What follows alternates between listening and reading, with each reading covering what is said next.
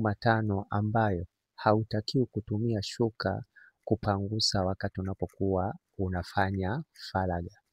Kuna wanawake ambao wamejikuta wanaumwa magonjwa ambayo yanahusiana na bakteria.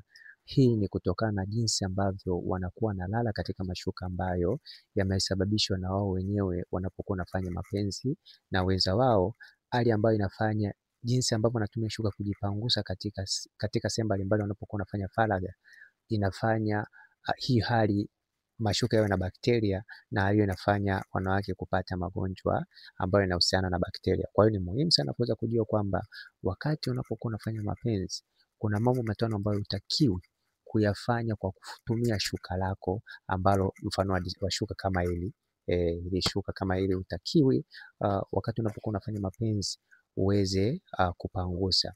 Jambo la kwanza kabisa, hautakiwi kupangusa shuka lako mate. Yani wakati unapokuwa unafanya mapenzi au wakati unapokuwa unamnyonya mwanamke katika kitumbua chake, ama wakati unapokuwa unamnyonya mwanaume katika mgongo wake, hautakiwi kutema yale mate, kwa sababu wakati unapokuwa unamnyonya kitumbua kuna mate yanakuwa yamejaa mdomoni. Kwa hiyo ni vizuri zaidi kutumia kitambaa, sio unashika yale mate unayaweka kwenye shuka. Hii ni jambo ambalo linaweza kufanya shuka likawa na bakteria. Hata kwa upande wa mwanamke anapokuwa ananyonya muhogo, huwa kuna mate yanakuwa yamejaa mdomoni. Kwa hiyo kuna mwingine anaweza kayatema. Kwa hiyo wakati unapokuwa unayatema, usiteme kwenye shuka, kwa sababu utafanya shuka lako lipate bakteria. Kwa hiyo epuka sana kuweza kupaka mate katika shuka lako. Na pia jambo lingine, epuka kupangusa makamasi ya mwanaume pamoja na muhogo katika shuka lako.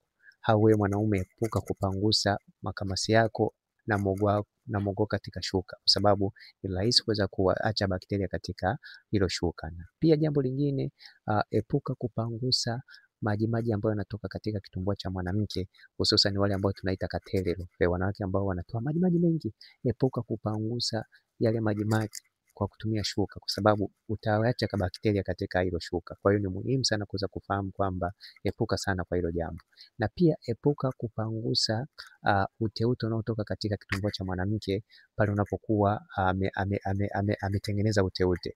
Kwa hiyo epuka sana kutumia shuka lako kuweza kumpangusa mwanamke katika kitumbua chake, au wewe mwanamke epuka kutumia shuka kuweza kujipangusa katika hiyo sehemu.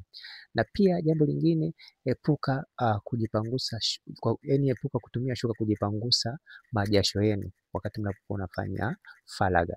Hii itasababisha mwache bakteria ambayo inaweza kusababisha mwanamke akapata maradhi ya bakteria, hata wewe pia mwanaume ukapata maradhi ya bakteria kutokana na yale majasho ya heka mnapokuwa mnafanya faraga. Kwa hiyo ni muhimu sana kuweza kufahamu kwamba haya mambo matano hautakiwi kuyafanya kwa kutumia shuka lako kupangusa wakati mnapokuwa mnafanya faraga. Lakini pia nikukumbushe kwamba unaliona hili shuka ni shuka ambalo lina mashuka mawili pamoja na foronya 4.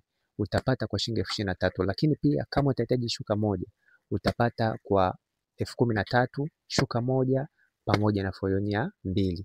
Na kama upo Dar es Salaam utaletewa kwa shilingi 5,000, na kama utakuwa nje ya Dar es Salaam utalipia shilingi 10,000 utatumiwa. Delivery ipo. Kwa hiyo hakikisha unanicheki kwa namba ambayo unaiona katika screen yako. Karibu Nyumbani Beauty ili uweze kupata huduma ambayo itaweza kukuwezesha uweze kupendezesha nyumba yako. Na pia sijawasahau wale ambao wanapenda kujifunza kufanya mapenzi. Unaweza kunicheki WhatsApp kwa namba 0713 7287 36 ili uweze kupata mafunzo mbalimbali pamoja na video ambazo zitaweza kusaidia namna ya kuweza kufanya mapenzi. Asante, naitwa Isaac Kanyankole.